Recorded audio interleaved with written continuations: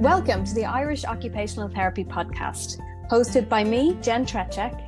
And me, Aileen Rutledge. This podcast is dedicated to exploring the world of occupational therapy, sharing the latest research and techniques and providing insights into the many ways that occupational therapy can help people of all ages live more fulfilling and meaningful lives. Whether you are a practicing occupational therapist, a student of occupational therapy, or simply curious about this fascinating field, this podcast is for you. We'll be interviewing experts in the field, sharing stories from the front lines of occupational therapy practice, and providing tips and advice for anyone looking to get the most out of their therapy. So sit back, relax, and join us on this exciting journey into the world of occupational therapy in Ireland. We are absolutely thrilled today to introduce Hannah Daly to the Irish Occupational Therapy podcast. Hannah is a specialist occupational therapist, a mum of 4, which is crazy, 4 kids, multiply neurodivergent herself. And she's really passionate about following a neuroaffirmative approach in her own practice. She's an advocate for disability awareness. And Hannah has founded her own clinic as well, the Wren Clinic, and works with the Children's Clinic with young people there. I first came across you, Hannah, when I read your book, Knowing No Boundaries, which was amazing, really insightful story of your own experiences. And you've also, people might recognize you or your name from the RT documentary that was on recently, Without Words? Lost for Words, yeah. Lost for Words, which is really, really good. So we're really delighted to have you. Thank you so much. You've obtained multiple degrees. It sounds like you've got arts and occupational therapy and sensory degrees. Tell us about how your experiences with dyslexia and dyspraxia and sensory processing and the other dys words or ADHD or any other neurodivergences, how did that influence your experiences in school and college? Well, each time I studied, it was slightly different. So as time has gone on, luckily I can say that things have improved. Awareness is there, and I've got to understand my strengths and my needs better as time has gone on.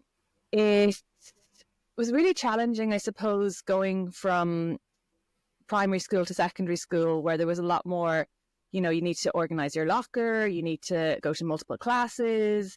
You had different teachers, you had substitute teachers. So there was a lot of components in there that made it challenging for someone who might struggle with executive functioning and organisation and stuff that we'll see with children with dyspraxia or even adults with dyspraxia or ADHD adults and kids. So that kind of was a bit of a challenge. The classroom environment, sitting still, like for me to process information, I need to move, I need to fidget, like I need my little things that help me regulate and process. And if you're just focusing on sitting still, it's really hard then to take in all the information you need to take in. Now, because of the dyslexia, it meant that I couldn't then go back home and read information. So if I didn't pick it up in class, I felt stressed and pressure, because then my mum would have to read it to me, or I'd have to just miss gaps in my education. So that was a real struggle too. So we had to be really creative about how I access the curriculum from accessing the written word.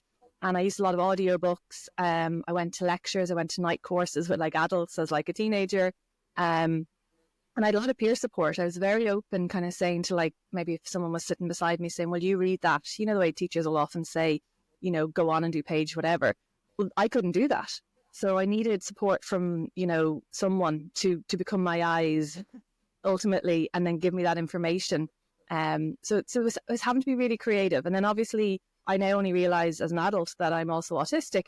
And now when I look back at some of those social interactions I would have had with peers and just struggled with a little bit, I understand why. I was too blunt, too honest, too direct, not subtle, and really, really cared, really passionate, and would really kind of, after I'd have those social engagements, I'd replay, and did I do the right thing? Was that the right thing to say? Really spending a lot of energy and time understanding and trying to dissect those social situations. So if you think about it, and then there's hormones and everything in there. So if you think about it, there was so much going on But we didn't have these understanding of what these different neurodivergent types, and understand that it's okay to not fit into the mold and do things differently. But that meant I was basically pioneering. I was kind of going out every day, discovering and learning new things, and having to make my own little path, which was a little bit tough. To forge it sounds exhausting. But you said things have changed, you feel, in terms of the awareness that's there now is different? Yeah, I do think, like, well, and there's a big movement there. I understand myself better. Teachers are more open to the fact that, okay, there's different learning styles, there's different ways of delivering an education. The environment is still we still like sit still and listen, so that still needs to kind of move on a little bit. But there is a bit more, like now, like a lot of the children I would see, I'd be like, put elastic bands, have a fidget toy, and then give them permission to use that, in class, so that suddenly they're not being naughty or distracted or not listening. That once that's communicated, then the teachers can like, oh yeah, that makes sense, that's fine. And the student is feeling more relaxed and calm, and, so it's kind of a two-way situation that has improved. Technology has improved a lot too, and how knowledge is delivered. We can now listen to podcasts, we can listen to audiobooks, we have more access. So when I started listening to audio, text and audio, it was literally going to the visually impaired. They had like a library, and I was like trying to get access some of their cassettes maybe, or you could buy some cassettes, or my mom and my mum's friends and people would literally sit like with an old tape recorder, like the way you taped your like tunes off the radio station, and you'd be just like reading the book by pressing the play button. And nowadays, like, it's great because you've got your phones. Like, I literally would say to my husband, like, oh, you just read that to me and WhatsApp it to me. So he'd just like WhatsApp me like a mini section of something if I needed in a hurry. So like things have come on an awful lot more since then. But when I went to college, it was different again, because obviously secondary school is very formulated. You turn up for class and it's different. Where in university, well, first I decided to go and, study in the UK, which meant I was like, didn't have my scaffolding or my family support. And it was a new country. There was, living with people who've never had to do some of these things, money management, open bank accounts, wake yourself up and get to class yourself and make sure you have everything you need. And that was a real struggle because I didn't get the resource or support in the university. The funding hadn't come through until after Christmas. So it really kind of, for me, it was the first time I realized how scaffolded I was, and that this thing wasn't going to just end when I suddenly left school, the school environment. Does that make sense? Yeah, absolutely. Hannah, you're describing there like being an auditory learner. Would that be right? Yeah, like I've really strong auditory, but I've auditory sensitivity too. So certain pitches of people's voices I can't listen to. Like I'll get a book, and if I did certain pitches, like I'm really particular about the quality of sound. Mm-hmm. And if things are if it's too slow as well, that's so I tend to listen to things on like 1.5 or 5 fast because I need it at that level. So I definitely am. I'm actually a really strong visual learner. That's probably my biggest thing. So I actually presumed everybody thinks in pictures, but they don't. I see things in pictures. So like even when I learned new words like enigmatic, I'm seeing the Mona Lisa right now, because that's the first time I heard the word enigmatic was like in relation to the Mona Lisa smile. So I just code everything visually and then absolutely auditory, But then I learn words wrong. So like I might learn like clean filling because I thought it kept things clean instead of clean filling. So it's a subtle piece because if I can visualize it, I can understand it. I'm also a doer. I need to kind of try it and then realize that's not how you do it and then try it again a different way. So that's, but I'm certainly not a read writer, no. And just, I suppose, finding out your areas that work for you and things that really work with how you learn. Was there anything else, I suppose, growing up and in later years and becoming an occupational therapist, anything else around your strengths that have really aided your profession? Yeah, I think I'm a really strong problem solver. I really love to know how things work, and I love studying people. I love understanding those kind of subtleties of, like they often refer to like autistic girls as being like mini psychologists, and that makes total sense now with like my more recent understanding of myself. that it is kind of trying to figure out, like, why did he say that? Why are they doing that? What's happening there?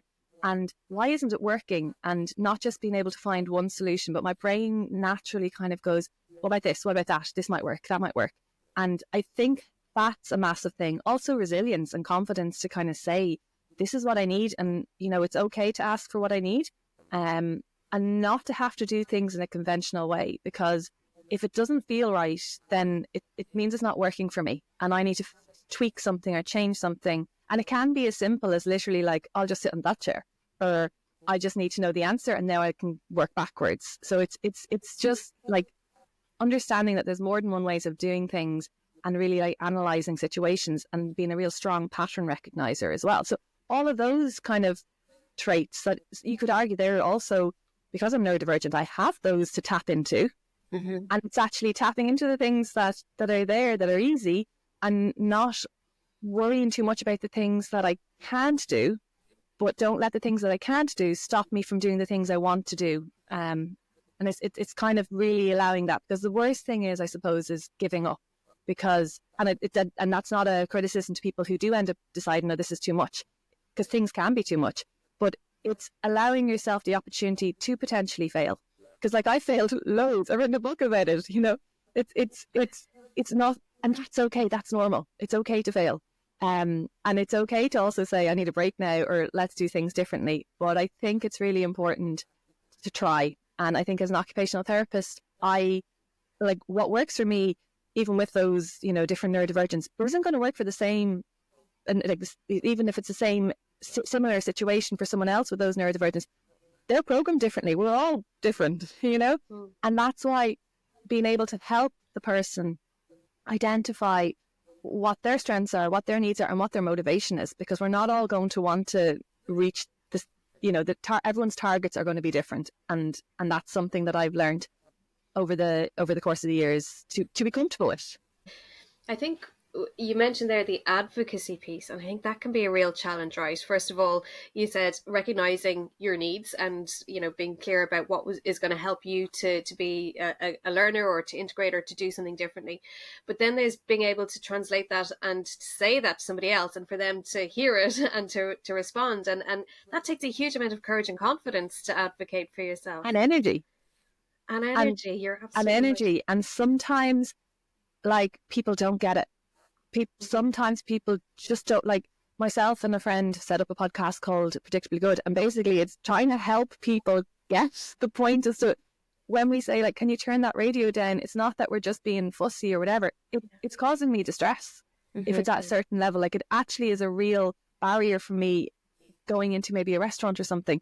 Like, some people just don't get that, or they don't care, or it's too much work, and because it's a hidden disability, or you know, it's not obvious that the need is there, and that can be really tough too. And it's almost like sometimes I do need someone else, like, especially as a kid, I definitely needed my mom to advocate for me when I couldn't, because sometimes it would become too emotionally distressing to be able to, you know, communicate the need when you're in a situation where it's become too much. So what I've kind of learned to do now, and this is my probably take home if there's anyone who's like wanting to know how to advocate for themselves more, get in there before it gets too much.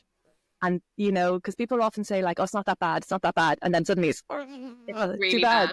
Yeah. And there's like a massive meltdown, and you feel dysregulated, and your nervous system is overgrowth. And then even if the person does make the accommodations you need, it's nearly too late, because you can't, like, I remember being in a lecture, I was doing a CPD course, and a lady said, oh, sure, like, you can all read the screen, I'm not going to read that out loud. And I put my hand up and said, would you mind reading it? Because, like, I obviously didn't know the people around me. And she said, sure, everyone can read it, just read it yourself. And then I literally went into shutdown. I was like a 7-year-old girl back in the class with a teacher who thought I wasn't, you know, like, being a bold girl. Yeah. And like that, you know, and that my intelligence, like, I wasn't able, you know, and yeah, as a like 29-year-old, I'm back in that, like, among healthcare professionals or whatever. And there was no meanness in that comment. It was just a misunderstanding.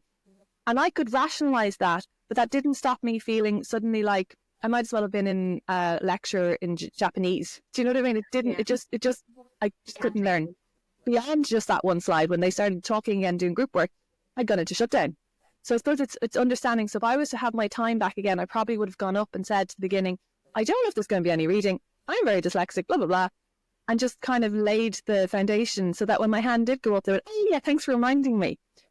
So it takes a lot of mental thinking as well, because you have to plan ahead and almost anticipate the areas that are going to be a challenge for you. And that's where it's nice maybe to work with an occupational therapist, for example, because you can go in and understand your strengths and your challenges and know what you need to ask for, because you can't always see the wood from the trees when it's about you.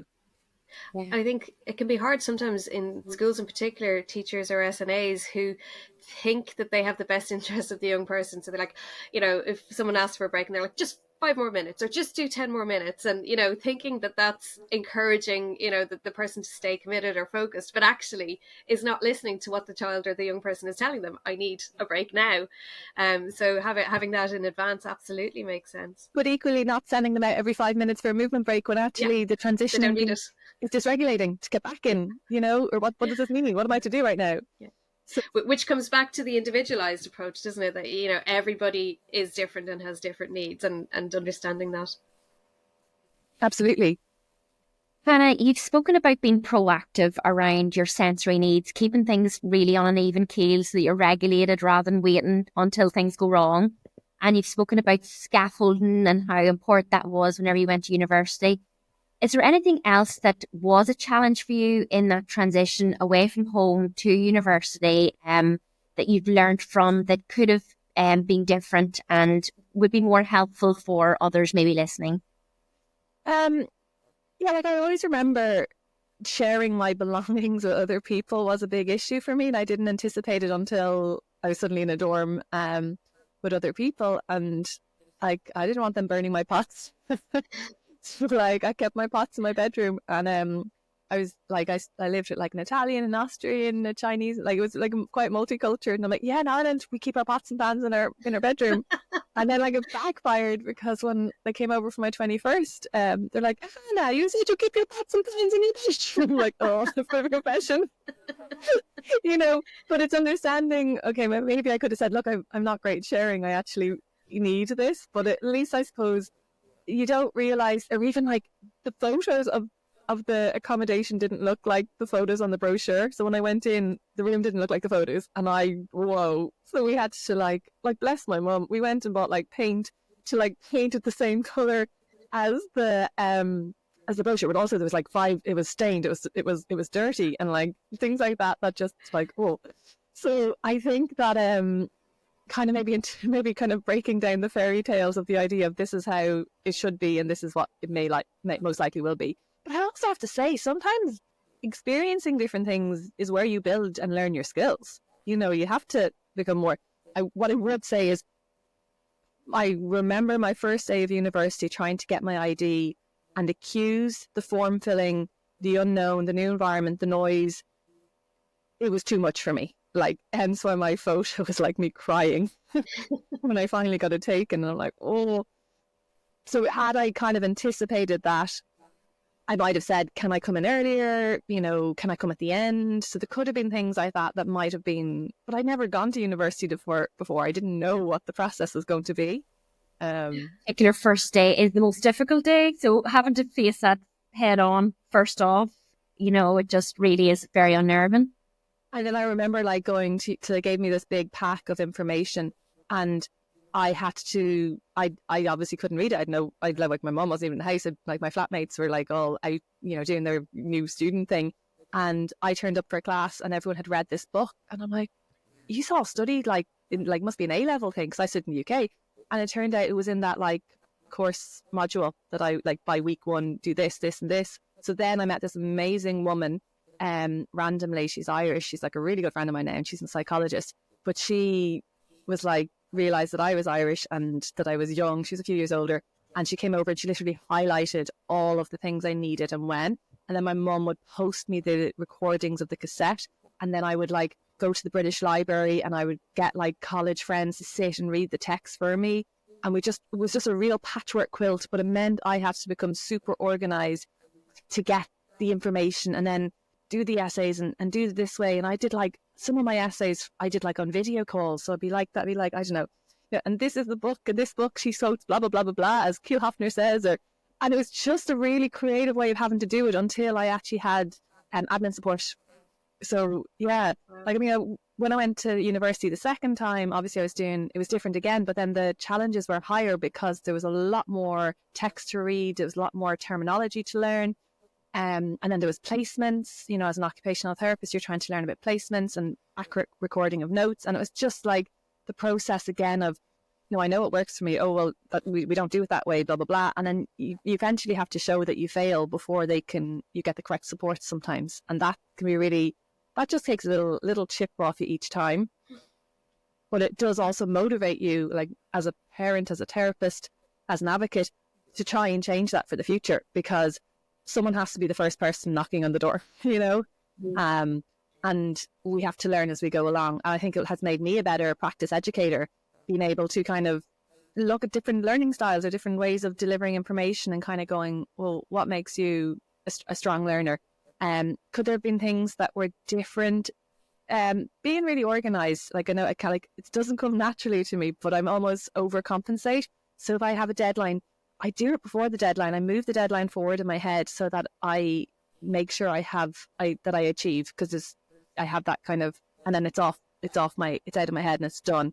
Like I got a distinction in my master's, so it's not that, it's just about scraping through. You can still do everything you need to do, but it does take a little bit more. Like when I did my essays, I used to like cut out the quotes and I'd like stick them together, be like I'd stick all the different pieces together, and then I dictate it the way I wanted it once I had like it planned out.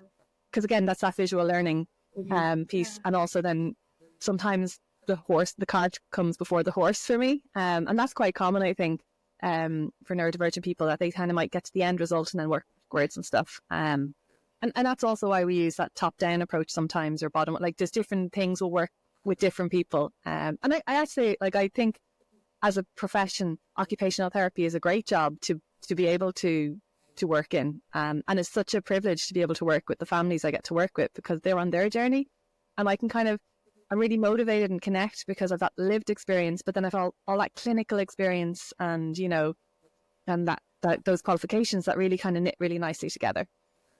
Sounds like a huge strength in your practice, your own experience, and being able to draw on that. I wonder, in terms of the dyslexia and dyspraxia, when you got to college, or in your practice as well now, is there any kind of assistive technology or tools that you found to be particularly helpful? So there's like this little app that has, like, it's a reading software that you can listen to things, but it's not amazing because it does have all the different like numbers and things. There are loads of amazing assistive technology that are now out and things have advanced. I suppose I have still a little bit, when I started using it first, we're talking like 30 years ago nearly, it wasn't as sophisticated. It came with lots of glitches. Like using assistive technology on placement was a little bit tricky in terms of licensing and in terms of data protection and clinic notes. So it's a little bit more tricky. I love Audible. I love audiobooks. I actually use admin support, and that's what works for me. And that has enabled me to do what I do. It makes me very efficient. I've got like a certain amount of hours that I have someone who reads to me and I dictate to them. And like we have like shared systems, and I voice note, they type it. They're very good at typing, very efficient, very spell checked, and then we come on together and just kind of do the tweaks or edits together, and it enables me to just fly through reports and to do the job at the standard and level I need. I still use the same, like, so my admin support is the person I had when I first qualified as an occupational therapist in the UK, because that's the nice thing about technology. So technology allows us to do that. So in that sense, I am still using technology. Likewise, voice noting and typing, and they're using technology to listen in this subsystem. So that's amazing for me. But I think, what was the other question? Is there any other techniques? Sleep, do the basics, sleep, exercise.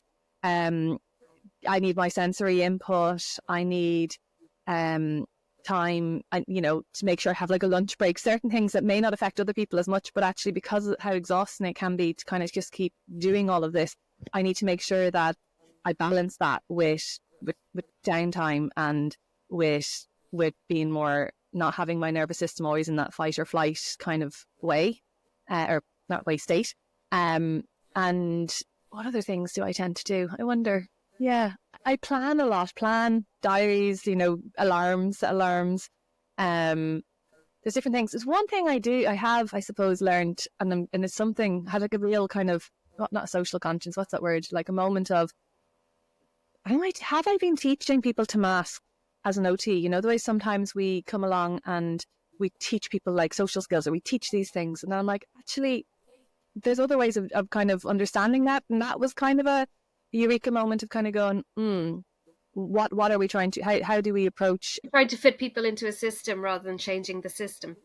Yeah, why are we teaching the person, like, and I know, like, don't get me wrong, like, you need to be able to read, for example, or whatever, but for me, actually, I'm pretty functional in my unusual way of accessing the written text and kind of doing things differently, and, that's so, and I'm happy and I'm achieving, so sometimes it's okay about, and it doesn't take as much energy. Yeah. Does that make sense? Like, if I was to probably try and like write something, it wouldn't even be legible, and I'd work so hard to get it there, I'd be like literally exhausted. So sometimes it's kind of going, okay, and then even like, yeah, like it's okay to not make eye contact. Like now I'm really comfortable at not making eye contact, because actually, or it's okay to fidget and make, okay, yeah, maybe I look like a 3-year-old, playing with a little squeezy thing, but actually that's just a social construct. So I think that's one thing I probably has changed as my career has come on, that I'm much more comfortable with kind of moving away from trying to show people skills and more help people understand how they work, if that makes sense. I think it's a perfect combination of that top-down, bottom-up approach, Hannah. And I know you're an SI advanced practitioner, isn't that right? Talk a little bit more about that, about how occupational therapists can help students about developing coping strategies that bring both that top-down and bottom-up, not just focusing on those body-based strategies. Yeah, like it is kind of understanding that you need to regulate yourself, and there's ways of doing that as well. Like, and yes, you can have so in my back garden we have climbing walls, we have suspended equipment, we have rotational boards, sensors, body socks, all these other things that we do. One of my favorite things to do, so in the clinic I work in, when I have a lunch break, there's like this whole pile of rocks, and I go down and I climb on the rocks, and it's like different levels, different feelings, and it just gives me like this huge energy burst to then go back in and do like another rounds of assessment. So it's kind of factoring some of those things into my day-to-day life, so that I am kind of grounded and connected, and and I do, like my husband does it, I naturally seek proprioceptive, and I'll go over and I'll like try and make myself really small and cuddle into him when I need it, or I will find that I'll feel a bit maybe fizzy, and I'm like, I'm gonna do something that is regulating for me. I'm gonna like lift and put these things away. I'm gonna, like not necessarily like bake. I'm like bake now. So you can get those things in the everyday. That is not necessarily going to a big soft play, suspended equipment piece. And some people would say like, oh, the gym is like that for them as an adult. Like they get some of that feedback. They're lifting weights, they're doing different things. But at the same time, maybe a gym is like got loud auditory. So there's one sensory system that okay, they're coping because they're lifting weights. But actually, if they did that without the music, what might that result? Like what might that yield? So there's loads of ways of, but I think understanding your own sensory system is really key. So understanding what, like for me, vestibular input and proprioceptive, so like movement and deep pressure, I need loads more of that. That is something I need a lot of input. But smells, noise and visuals, I'm so sensitive that like, especially in the morning when I first wake up, because my nervous system is going from like 0 to suddenly ramping up with all this input, I struggle. I totally struggle with that. So I've changed how I slowly integrate those different sensations into my day in the morning, so that I'm not suddenly being bombarded with things. Or I will sit on a peanut ball while listening to books, or so I'm allowing myself to process while I'm moving, while I'm getting the input, and allows me to concentrate for much longer, but it also gives me the input I need. And it's also about understanding when you've had enough input, because there's no point in putting too much input in. And that's part of the issue, that sometimes people do it. They get to that nice place. They're not given that time to have that adapted response. And suddenly it's like, well, that didn't work. And it's like, no, it didn't work because you didn't see it in the middle, or you overdid it, or he rotation is dysregulation for him. And it's those subtleties that that can be hard. But once a person understands them and knows them, and I see it as a parent, like I kind of go, okay, that's enough input, no, that's not enough input. And that's always the concern as well. When you're, as you said, I think about schools, you're putting something in, and if it's not quite understood, then yes, they're getting the movement break, but are they getting the benefit from that movement break? Or like a sensory room, like what are they doing in the sensory room? What does sensory room mean? And therefore you may not. Say again? Is it at the right time? Is it the right time? Is it the right input?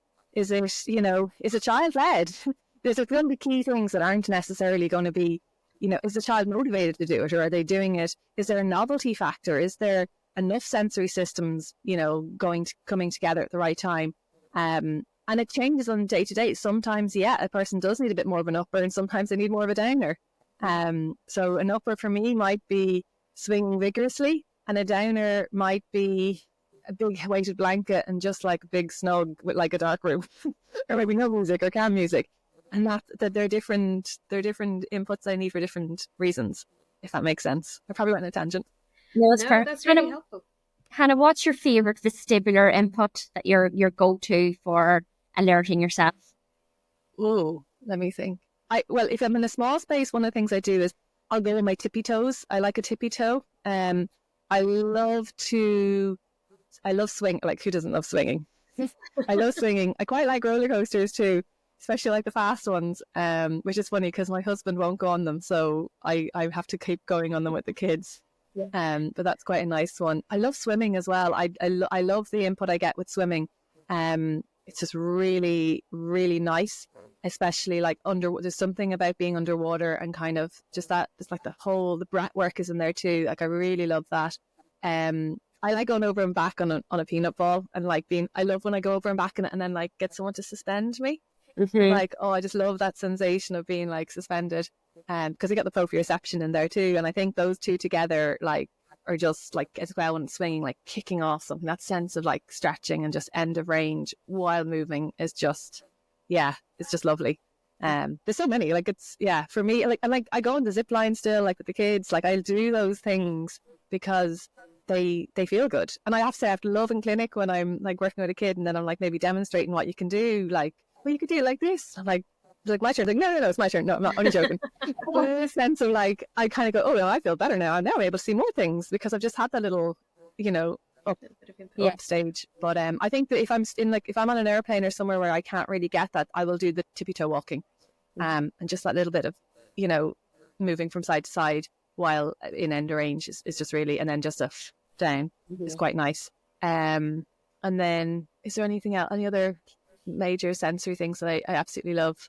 I'm trying to think now. I'm on the spot. One of my favorite things as well is like when you go on the beach and you walk on those razor shells and you have that nice crunch. So it's like the sound, but it's also the sensation. That's one of my favorite things to do. Because there's so many sensory opportunities everywhere. Like, this is a necklace. It's also a fidget. It's also, there's all. Well, it's not really a fidget, but it becomes a fidget. Like, there's all sorts of things that we have around us that we can actually use if we tap into that. Hannah, you mentioned that you are somebody who has knocked on doors to move things forward in your life, and it sounds like you've actually smashed down lots of doors, and things like your book and the documentary have been really helpful and really, really insightful for everybody, including occupational therapists. You really do our profession justice in highlighting how we can be better and support people better. What are the key takeaways? Is there one key takeaway that you would love people who are listening to this podcast to take from this?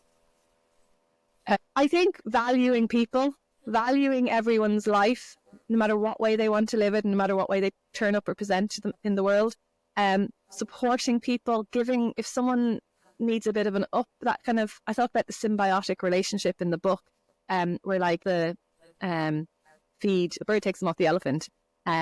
And it's that sense of everyone's benefiting. So actually a society that's more inclusive, everyone's going to benefit. Like, I'd love people to really get their heads around universal design. So the idea that it's not about one person having an advantage by, like, I don't know, over another person. Let's even the playing field. Let's make it a world that can be accessible for everyone. And I think as occupational therapists, that is a massive key goal for us. And it's also have the confidence, you know, you matter. You have value, and your child has value. And every time you need something or want something, don't apologize for it, because there is a sense, I think, of that goes back to like, oh, I'm being a pain, I'm sorry, like I shouldn't. No, you deserve to be here. You all deserve to be here, and you deserve to be able to access the things you need to and want to access.